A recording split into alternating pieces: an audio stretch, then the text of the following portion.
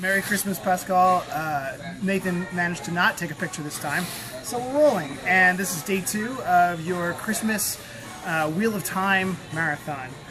This one we're talking about Knife of Dreams, and in it there's a lot that happens, but not much that actually changes anything.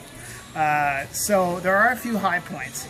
After 2 books of talking about it, Matt Cawthon finally convinces Tuon, the bride of 9 spiders, or the I don't know, the chick of 9 moons, or Tuon, to marry him. But it requires like this long series of lengthy debates, which I'm sure, given Robert Jordan's writing style, were super thrilling. So it's like sort of matrimonial Fountainhead or Atlas Shrugged, you know? So then she marries him, but then takes off to go back to the Shan-Shan to kill someone named Suroth, who took off after one of the evil Forsaken killed the previous Empress. So then Rand, in another part of the world, has a confrontation with his own alter ego, a guy named Lews Therin. And there's a giant battle with the Shan-Shan and Rand and Trollocs and Myrdal. And so it turns out that the Shan-Shan commander wasn't actually Tuon, but was one of the Forsaken wearing a Tuon disguise, of course. And Rand loses his left hand in the battle. So this is one of the only permanent outcomes of this entire book. But he also finds out that from the Forsaken that was masquerading as Tuon, that his own ability to talk to Lews Therin, his alter ego, is a magical mental illness that is always fatal. So this is great news for Rand.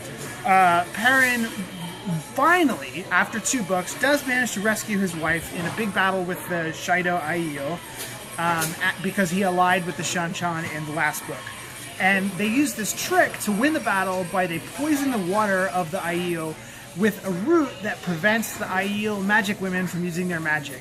And my question then is, if they could poison the water of the Aiel, why didn't they just poison the water of the Aiel and skip the battle, right? I don't know. Anyway, it works. They get the prisoners back, blah, blah, blah. So that's something that actually changed.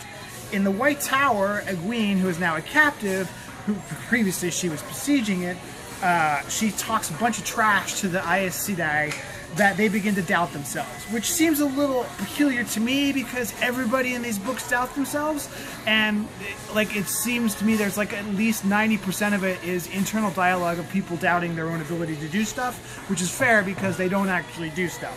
But in this case, it's particularly effective because they stop doing whatever little it was that they were previously doing. And Loial, the Ogier, gets married. There's a lot of marriage in this book.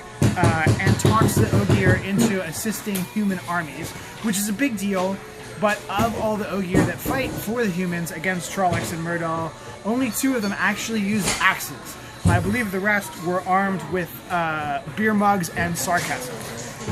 There's also some other stuff that happens with White Cloaks and Aes Sedai, but it doesn't matter, so we're not going to talk about it. And that's the end of that very long book.